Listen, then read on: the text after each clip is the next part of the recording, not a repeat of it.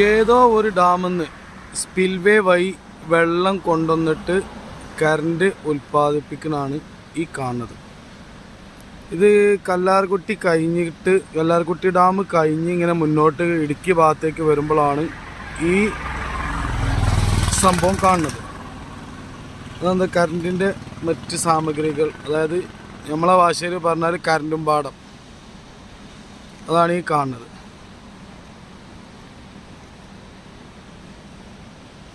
അവിടെ നിന്ന് ഇങ്ങനെ വരുമ്പം തന്നെ എന്താ ഈ പാലം കടന്നിട്ടാണ് നമ്മൾ ഇങ്ങോട്ട് വരിക. പാലം കഴിഞ്ഞ് റൈറ്റിക്ക് ഇങ്ങനെ എടുത്ത് വരുമ്പോഴാണ് നമുക്കിത് കാണാൻ പറ്റുക.